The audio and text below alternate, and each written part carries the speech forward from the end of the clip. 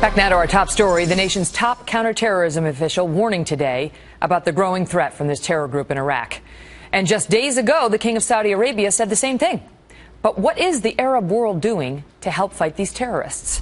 Harris Zafar is the national spokesperson for Ahmadiyya Muslim Community USA, and he is author of Demystifying Islam, Tackling the Tough Questions. Harris, good to see you tonight. And so where is the international Muslim community on this?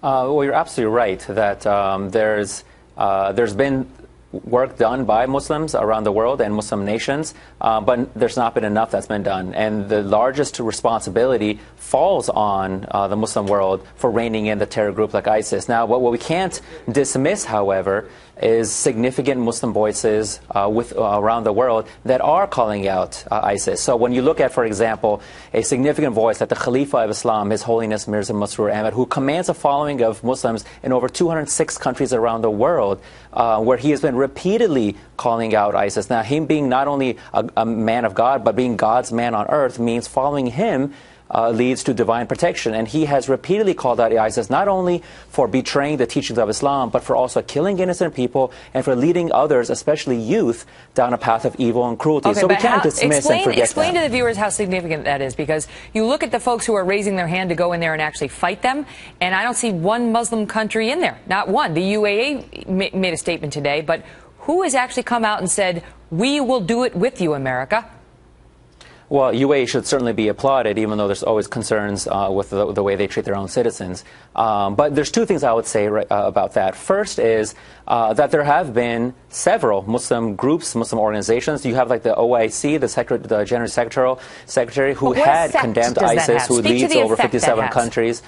Well, so the biggest issue right now is even though you have organizations like the OIC, like Turkey's top cleric, like Al-Azhar University's top cleric, all the Arab League, even though you have all these people condemning, you're right, not enough is being done. And that's where I agree with you, that not enough is being done is just words. They need actual actions. And in fact, this may sound strange. Who would this terror group listen to?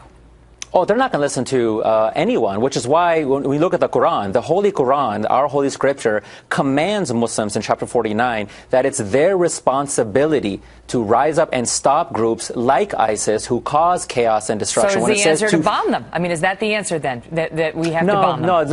No, I think any rational person will say that the history of the world has shown that bombing and violence, it does not solve any of these issues. It just leads to more violence. And what's happening right now is it's not incubated. This is a result of decades of violence. So what we need is a combination. Like Israeli President Shimon Peres, his proposal was actually very good, which was to send a UN peacekeeping group led mostly by Arabs and Arab soldiers in order to solve this issue. So that plus attacking the ideology, like the Ahmadiyya Muslim community, we inject within our satellite station an Arab channel, which we attack their ideology in the Arab world. So it's going to be a fight against the ideology, a UN peacekeeping council made up of Arabs, but we need Muslims to step up. Not enough is being done, and that's what we're trying to help lead the way.